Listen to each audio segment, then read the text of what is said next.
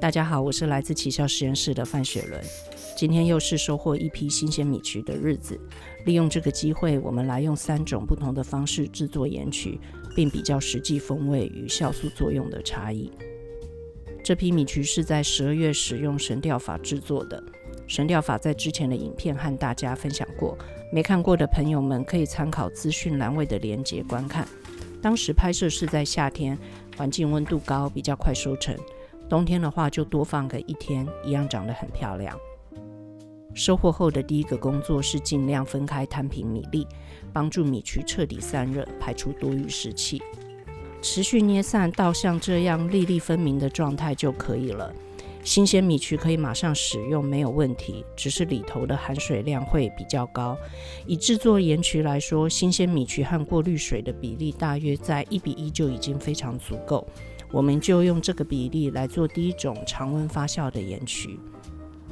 我習慣的鹽用量是水加米曲重量的15%，成品整體的鹽度會落在大約13%。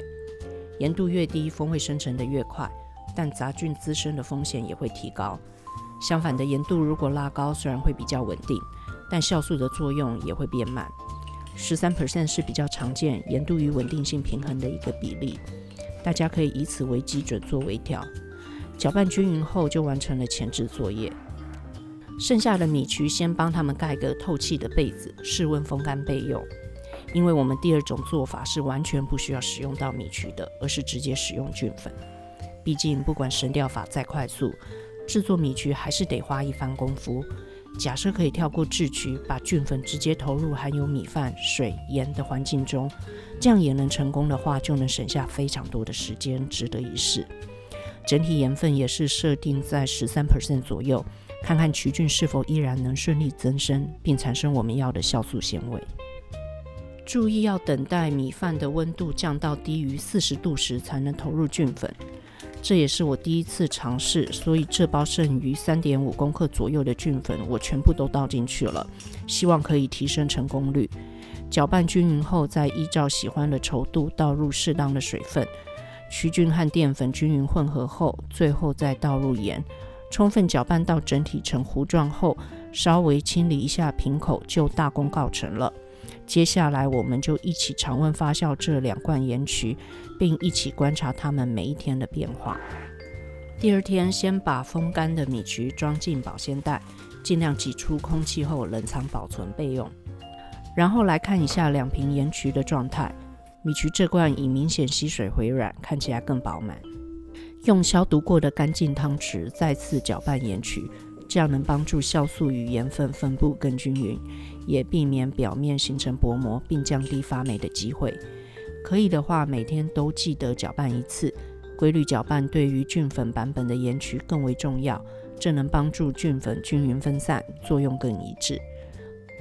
第3天攪拌時，先試了一下味道，時間還太短，沒什麼好說的，就只是很鹹而已。第5天，米曲版本已經有較為銳利的鮮味出來，菌粉版本則還吃得出米飯的味道。因為鮮味都還不夠，所以2種吃起來基本上都還是死鹹。這是第8天，米曲版本的米粒已充分軟化了，試吃時鮮味變得飽滿，口感溫和，開始不覺得像在吃鹽巴。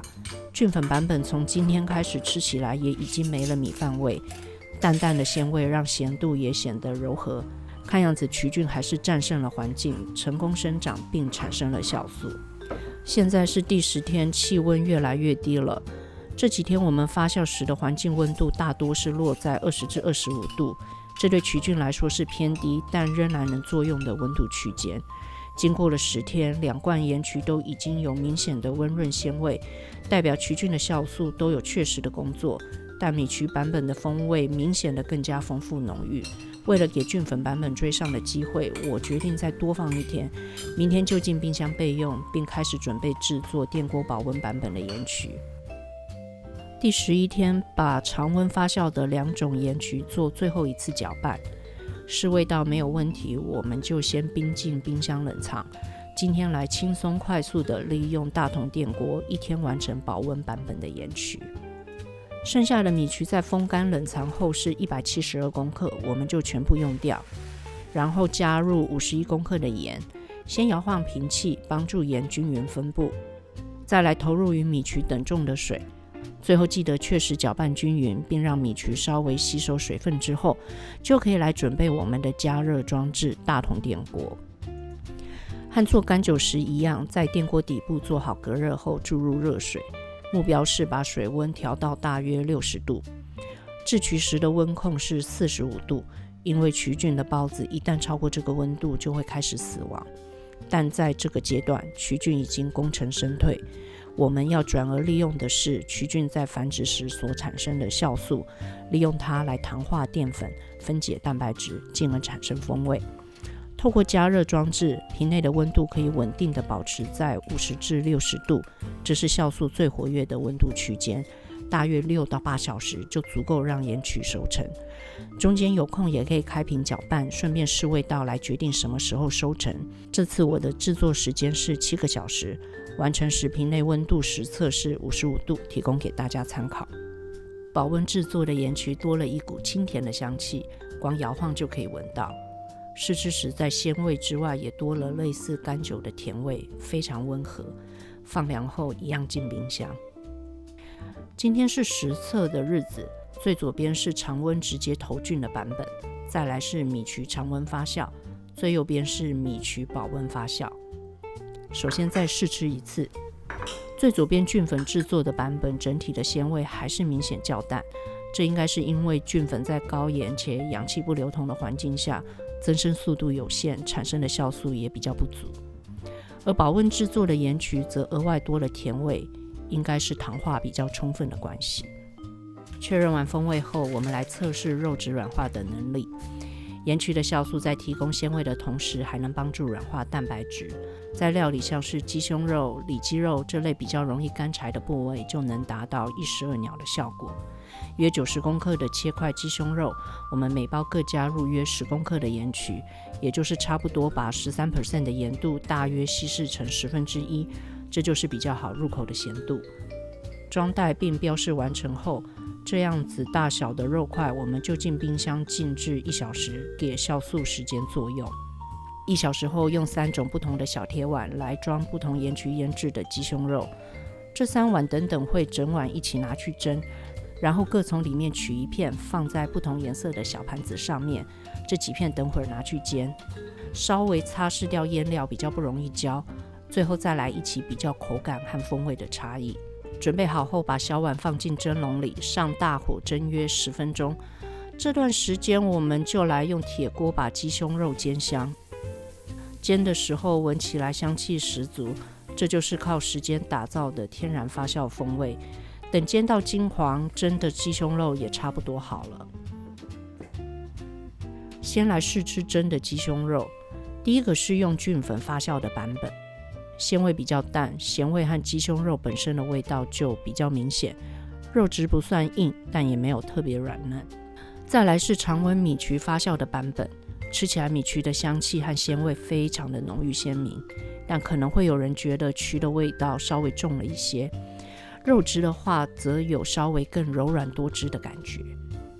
最後是用大同電鍋保溫的版本，吃起來非常鮮甜，麴的風味特性沒有那麼明顯，而且可能因為口感甜香的關係，肉質就顯得更加柔軟。這部分讓我蠻訝異的。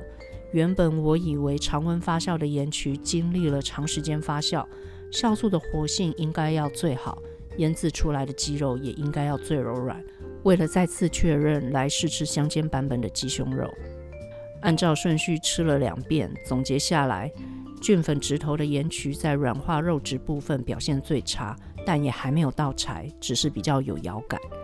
2種米麴發酵的版本在口感上差異不大，但風味上我自己覺得電鍋保溫還是大勝常溫發酵。從實驗成果來看，保溫制作的鹽麴風味鮮美又快速，很推薦這樣的制作方式。